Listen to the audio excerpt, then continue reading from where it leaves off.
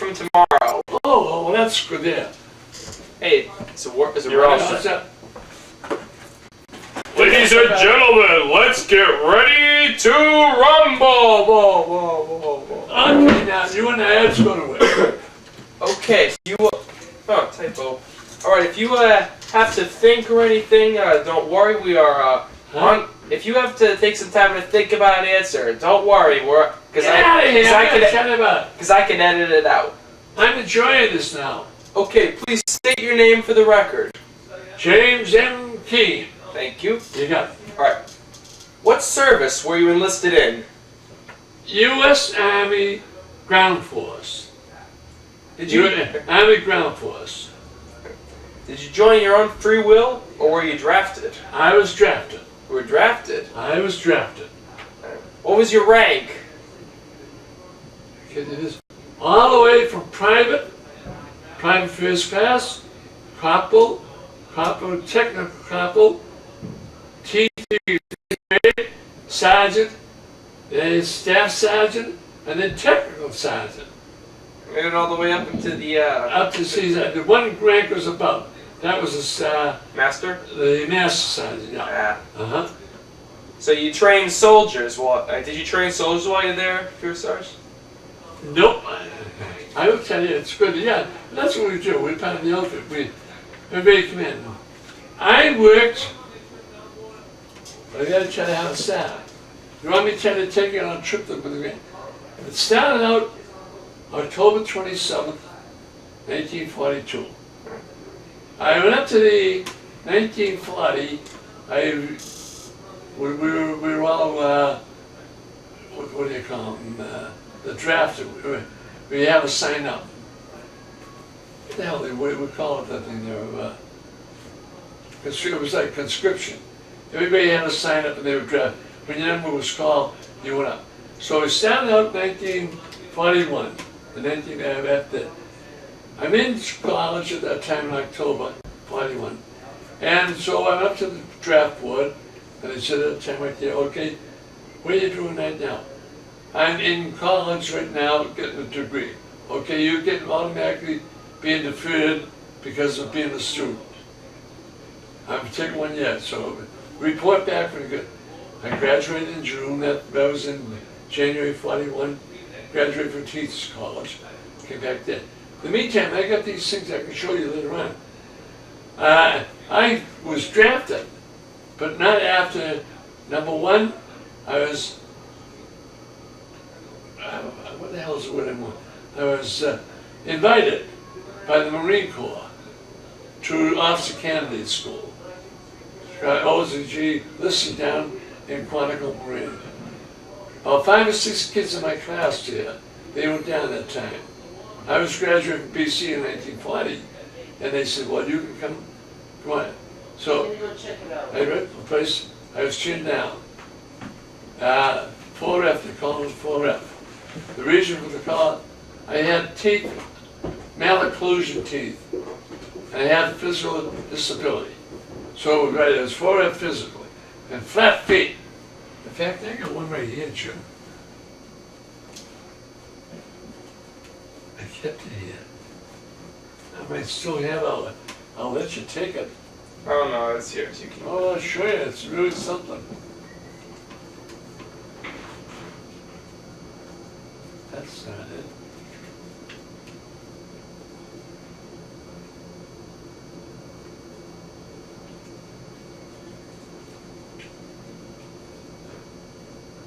That's your mother's thing. That's not it. This one here is excuse from matching in the that's not it. It's a receipt. Hey, here's something to make you laugh. Well, I'm looking for it. Is there any way your Brazilian walked off with that lawnmower without you knowing? Huh? Is there any way your Brazilian walked off with your lawnmower? The lawnmower's back here. Oh, that was done bit. I was on saw. There you are, John Trudy. Oh, do you want to use the grass catcher?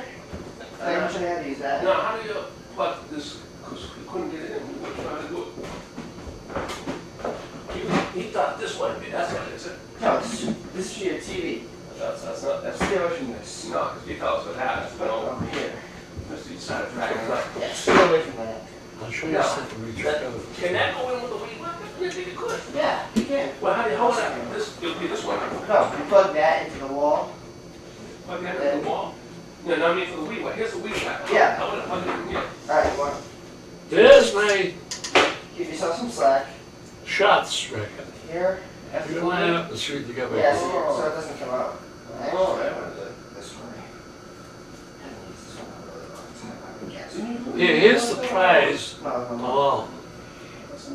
Straighten them out and see what this goes in there like that. I ask you to do things, you boy, how you get your hand all bandaged. That's That's for the birds. Two, You mean my brother? or 5 balls. Nah. Because he didn't think it was going to go on. He was going to buy another quart.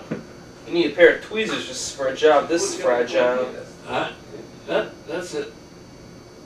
Yeah, I must have had it right the first time. But I don't know. Because he wasn't doing it. He was just trying to get this into there. There, now you got it. Diagnosis. I've carried that gym since 1940. 42. See what it says?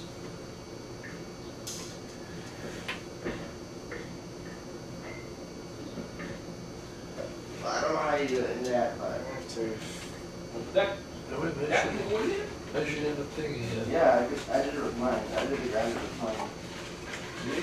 Let's get you out of marching. Huh? Let's get you out of marching.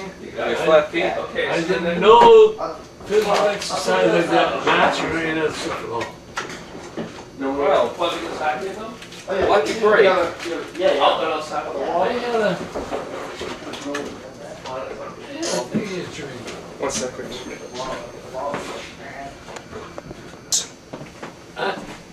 So they wanted to throw you out because you had flat feet, according Because I to couldn't this. get it out. I couldn't get it. I was disabled, I just couldn't do it. I said, look, I said, I'll be the guy at Palm. I'm a teacher. I said, I got kids that are going to school, they're coming up there, I'm teaching them. That time I was teaching at Latin school. I said, I am not going to stand here and wave a flag on Brighton while these kids are going to war. I'm going to the war where you can find someplace to put me in there. We were different in those days, Jimmy. It wasn't the war of today. Everybody went in. Everybody, he had a chance. I couldn't get in. Now, down I got another paper here in the back. I'll find it for you. And in fact, I got them up to see some of the sheets of paper. I was invited into the United States Navy. I went in for the physical examination, passed the written, passed everything else there. I was going down for my physical to be accepted, be sent out to Notre Dame, and they got to one thing. What did they get me for? Your eyes. What about? You're colorblind. Colorblind, red and green. Pure. So now listen to this. This is funny. You'll never hear from anyone else. But you're the treasury keeper of this zone. That was all right. I couldn't go. I came home. Bill was there. Came back out of teachers college. He was teaching over there at the time. He said, "How'd you make out?" Lousy, but they threw me out colorblind. Huh? Hey, wait a minute. So we turned around the club. He said, I'm going to see those guys. See, everybody's going to get in there. Wow, in 42, we were going to beat the whole world. The Germans were going to take everything all apart. It was Europe against over here. So Bill went in. He went in, spoke to the guy, the commanding officer. He said, what's the matter? He said, well, my brother was in here this past week. Oh, yeah, the tall guy, yeah. And you turned him down? Yeah. The way they drew it, you wouldn't believe it. That's a ball. We'll say that's a globe there. Yeah? There's nothing in it. That's a regular globe there, and all little round discs in it. And they said, there's pictures in that globe. Tell me what you see. I see a ship, and I see a boat, I see an automobile. Where are you seeing the over here? That's good. But there are no ships, no boats in there. I'm seeing green things where I should have been seeing red things. Oh. That's how they caught me, the colorblind. So anyway, I didn't get to that picture, I couldn't get there. So Bill went there. Now Bill, when he was a little kid, down at Benson Street, You might have, they may have told your mother about it. Down at Benson Street there, he was 4 years old. And they only had those, those big black stoves that you have in the old time houses. Yeah. Not electrical ranges. Everything, you open the lid and you put in pieces of wood and small pieces of coal. And that made the fire go. And when the fire got red hot, you had an oven here, you baked cakes, you made bread and everything like that. Bill, my mother was doing the laundry in the kitchen, and Billy reached over and put his hand up on the stove. Hey, boy, the whole thing, the hand went down and down. Couldn't open his hand at all. Got up, that's as much as he could open the hand. They finally, the doctor took him rolling in it. Oh, this thing was all hollowed out. It was burned out. Nothing there. They'd have taken him into the Shriners Hospital now. But that was back in 1920. 1920 or 21. So he comes out. Guy says, well, you're so much interested. What are you doing? I'm waiting to get my appointment. Well, how would you like to take his appointment? She said, I'd love to. It's going in, you win as a lieutenant junior grade, the Navy. Because you can have it. He's good. One thing, give the examination. That's perfect there. You have to move your hands. You gotta spread them a certain length. That one here, he did it. This one here, he couldn't move it. Couldn't get it open, wide enough there. Guy said, geez, he said, I'm sorry. We can't take you with that. But he said, I can make a suggestion for you. Get yourself a ball, a little rubber ball, and exercise it. Exercise it. For 6 months, Bill exercised it all day, morning, noon, and night while I was teaching school, whole thing there. Went back in 6 months. Just get it open enough to get in. He just made it by the skin of his teeth. Guy said, we'll take you. 90-day wonder, huh? Huh? 90-day wonder. Oh, those are the Army guys. You never call the Navy man a 90-day wonder. The Army guys, I was going to become a 90-day wonder, except they threw me out on account of my flat feet. Huh? They would take it. Now I got a paper in the Officer Candidate School. Private subject, proper Kean. We were up in the desert. I was certified by the board. I went before the screening board. I was qualified for officer training school. And I was leaving there, and I was going to go to California to go to officer candidate school. That would be the 90-day wonder. But then I get out there, the examination, they found the same old thing, feet, the rest of the stuff. They didn't take you. They wouldn't take me. So that's why I want the whole thing there, but I wasn't going to let them transfer me. And one guy said, we're not going to let you go. Because the Army right now, these are all mule skinners. They're all in the place here, they're all the guys.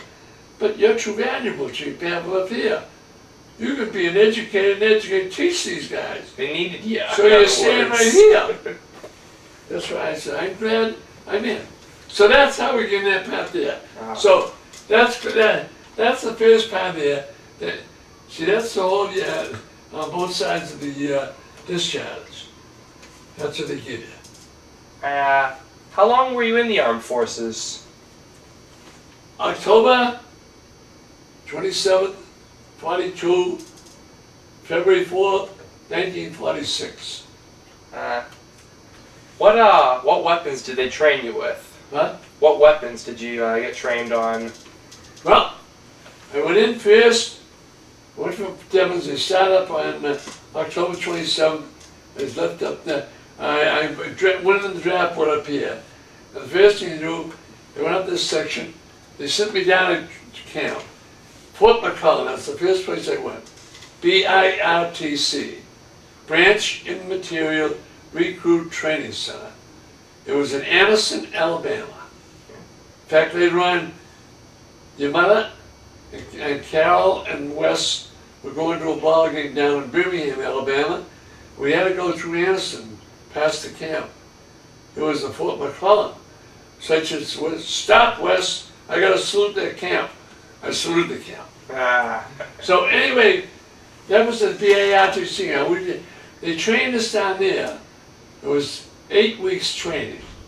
Now the 8 weeks training, they had matches. That's why it's thrown out. Match. Went out and fired a rifle.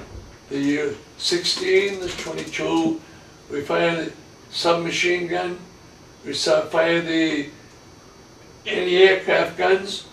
And the place all, in other words, all base equipment. And then they trained us in this camp. Well, it was a regular hut up there. It was for gas. I was one of the guys in The gas was supposed to chamber. check that. You had to breathe the gas mask and go through a regular camp, which was loaded with gas fuel. If you didn't have it on, it would knock you out. So we did all that training there. And then, after I got out of camp for like McClellan, the camp down there, then I was assigned my first Army outfit, the 8th Motorized Division at Fort Leonard Wood. That was the base. Fort Leonard Wood, I can tell you all about this guy, Law, because right around the corner, Rolla, Missouri, Leonard Wood is right outside of Rolla, Missouri, and Law was a priest in Rolla, Missouri. And that's where he came to Boston, up there.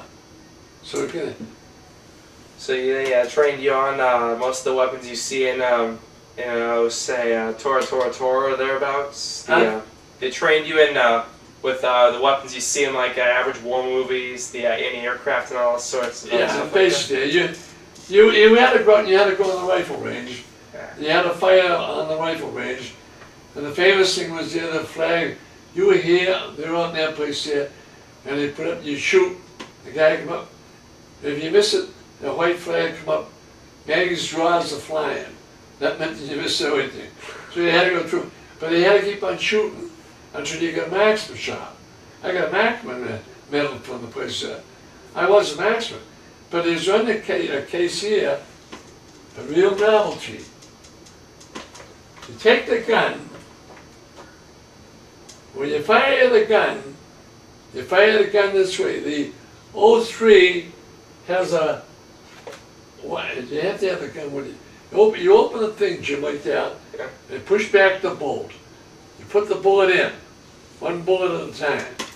Close the bolt. Then you fire it, and the bullet goes off. When the bullet is fired, that bolt opens, and you stick another one in, close it through there. That was all well and good. Except one time, I'm out in the rifle range, qualifying. I'm left-handed. I don't do anything right-handed except write my pen and paper.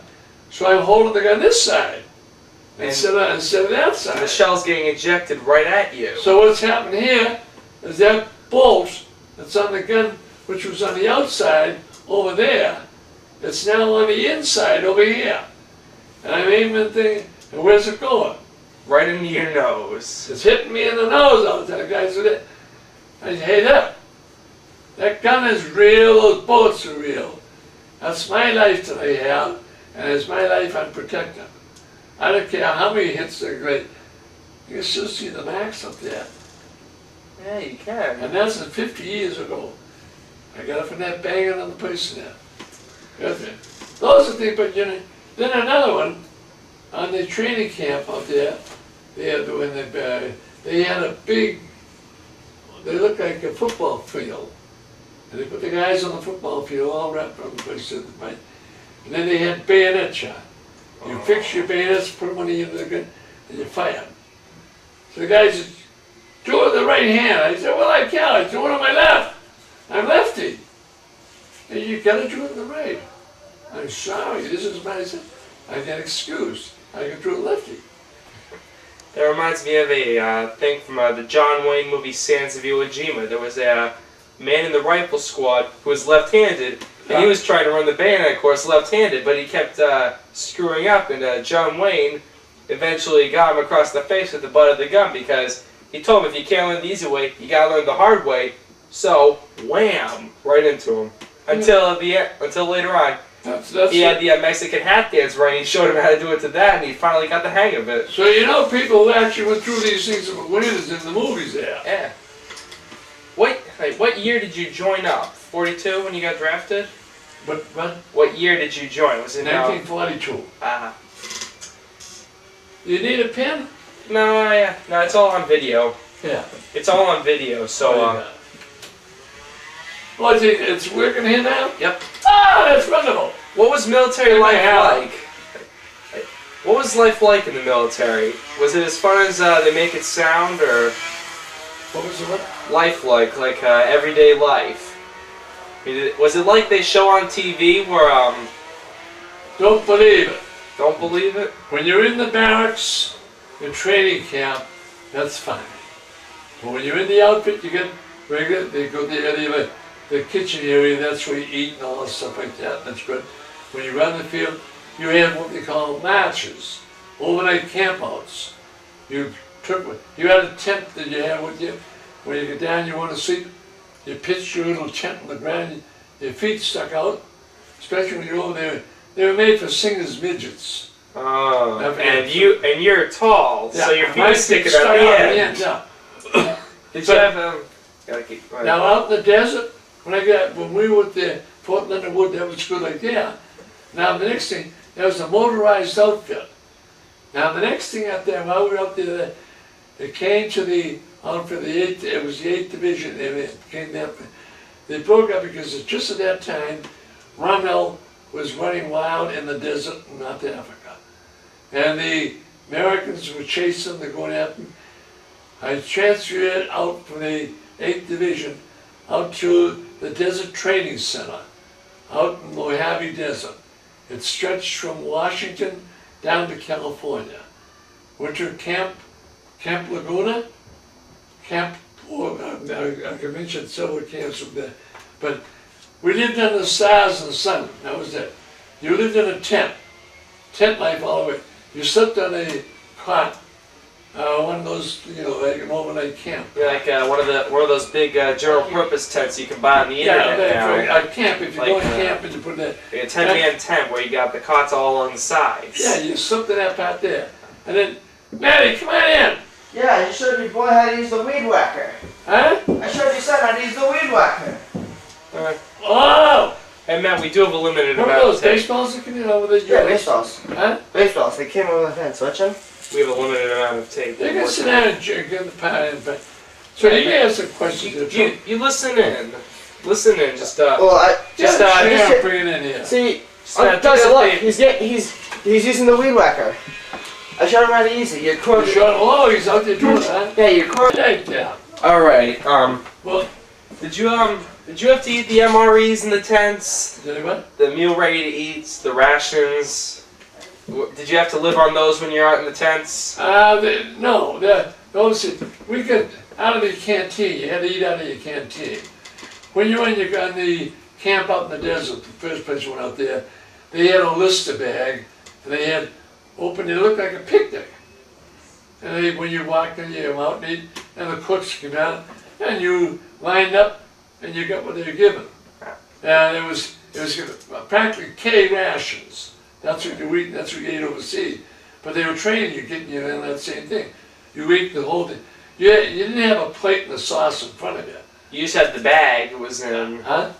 Nowadays, you just had the bag. It's in. And you just Yeah, eat that's that. it. And if you went, and then when you went on field trips like that, you used to go on an overnight camp night. Let's say, all right, we're here, we're going to pitch 10 here for the night. It was your job, get the tents up from each individual tent around the place. I was the company clerk. After getting the place, I got off the place. I always wound up in the office with the officers. Oh yeah. I was the guy in charge doing the typing. I did the typing. I kept the company rosters, company records. The major engineer, went to the hospitals up to visit the place. In fact, I'm trying to think of the guy's name. He was I can't think. But I met him. He was a movie star out there. He was a draft dodger, we call him. He was a 4F, I guess, but he played with, I'll tell you about it when you go home later, I'll think of his name, she could think. But he was up there, and that's right on the spot up there. But all the camps, everything was wide open there. Was the military what you thought it would be like? What? Huh? When you think about how the military is in your mind, and then when you go there and actually join it, was it what you thought it would be? Don't believe everything you see in Marine posters to get people to come in. They show you the way things you have to go, you'd never go. But when you get into the Army in the place there, you make a bunch of guys who were in there for the same reason you were. Because it looked good on TV. And they were regular guys. Oh. I mean, they were at nighttime, they drill all day long. They had the path. Chow came at 5 o'clock, they couldn't go there. Then you're right there with the rest of what you said. They go to the LPX, what they call the area. And then they come out, they gambled. You're not supposed to gamble, but they shot crap and they gambled. Did the same way like that. And a regular GI all the way through. But it moved all the way. But I saw America by being in the Army. What was your favorite part of being in the Army? What did you enjoy the most? What did they want? What did you enjoy the most? Getting out. Getting out? Yep. What were your dislikes about being in? What did you not like about the Army? What did you not like? You come with, sometimes you saw the reality. We've been exposed to reality of death and accident, injury, but occasionally it didn't happen. And when you were training, there was one incident where a company truck driver was supposed to go into Palm Springs, take a lieutenant in there. They come back, on the way back out to the desert where we were stationed, the thing went off, they call it a rollover today. It wasn't a rollover then, it tipped over. He was driving a 6-ton, a half track, we call it, tipped over, and he was caught underneath it. He was killed. He was a good friend of mine, but he was a guy in that place that he just went lying. That was it. There are good things and bad things. All the glitters isn't gold. There are good side, bad side, but you learn to get along because nobody was any better than the others. You had your ranks. You had privates, corporals, sergeants, first sergeants, company commander. And they all knew their position, and that was the whole thing. And everybody probably didn't do his job. If you could live your life over again, would you have gone back into the Army? No way. No way? No way. No. Ah. Not, I mean, we couldn't get in one today, no. Did you receive any medals or citations while you were in? The regular American Theater Medal, Great Conic Rifleman, all that stuff, they come. It's hard to get medals when you're in the United States. The medals are given out for overseas work. How's they come there? Hey, what was your opinion on the war? Like, what did you think of the war itself? I mean, I know you didn't see action overseas, but what was your opinion of it? Shut them off before you say it. Did you get the audio on there? What? On that thing over there? Oh, that's working. It's good. It's taking out everything I'm saying. Yeah, my history teacher won't mind. We've been watching a couple movies like that. What are you saying? Someone said war is hell, and we're the guys that found out about it.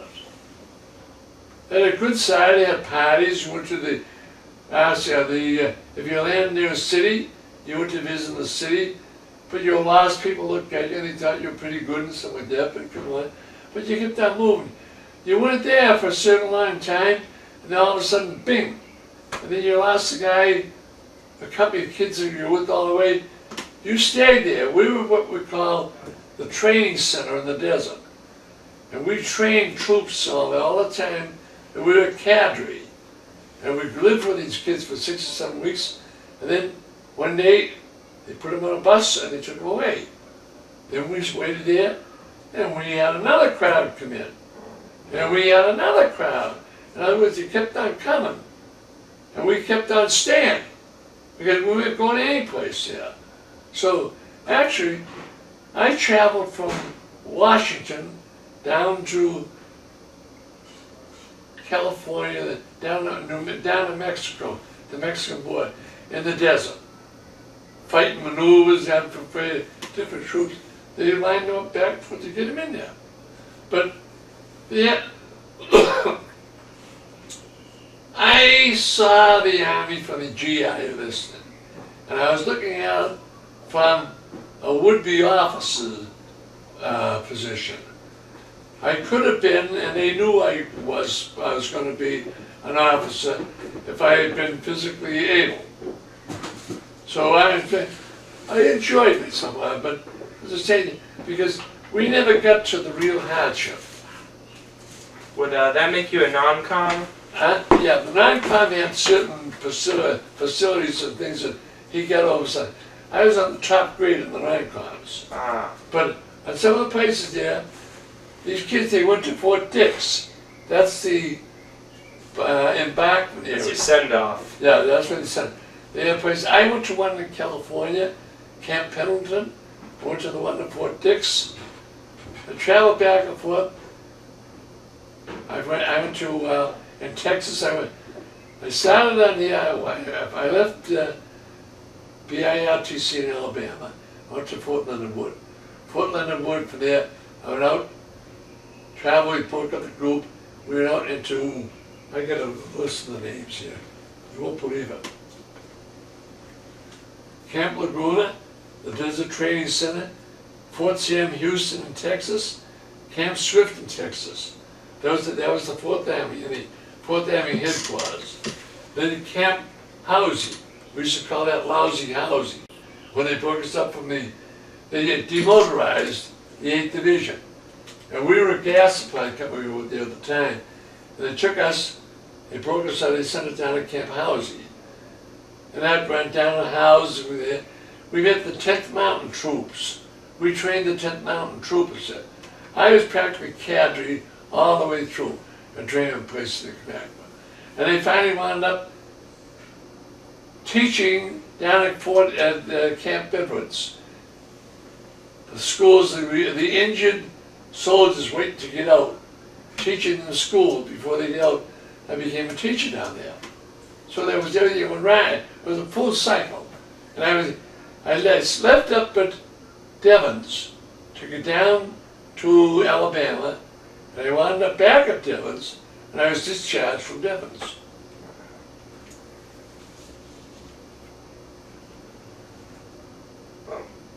What was it like when the war ended? What was it like, what? When the war ended, when when Japan surrendered to us. When the VJ Day, VE Day, and VJ Day, we were locked in Camp Fort Devens and couldn't get out. The camp was closed to outsiders. People outside were celebrating. Everything was fine. You saw all the pictures, everything. But we couldn't get out until they got the word from the commanding general. Saying that you could leave. That they could leave, yeah, they were back to places there. That's what was there. Had to keep you ready, just in case. That's exactly what it was. So I got on a train from Fort Devens, left Fort Devens, I got off at the North Station in Boston, and I went out to Arlington, out to my sister Winnie, your granddaughter Winnie, McDermott, Jordan Carroll's mother. I went up there with my bag, everything else we had, that was it. This is a bit of humor. Did Bob Hope come to entertain your troops? Out in the desert. Bob Hope was out there, and I could give you some of the, there's a Neil Kirkland. There's a Frank McHugh. Frank McHugh's a Canadian place there. They're out in the desert, and they got a band that stayed up there, and these came out with the USO, and they put on these shows right along for that. We saw some of the real good comedians, but not too many of them. But Hope was by himself. Everybody knew him when he was coming. He was one of the leaders of it. Well, thank you very much for your time. That's what it is. Right. I'm going to get some close-ups of the discharge for us. Now, actually, day, the 27th of October, on the place, the armistice was declared November 11th in Europe for in World War I. And then November 10th, I get on a train from Fort Devens, headed for Fort McClellan in Alabama. And on the way down was a big troop train.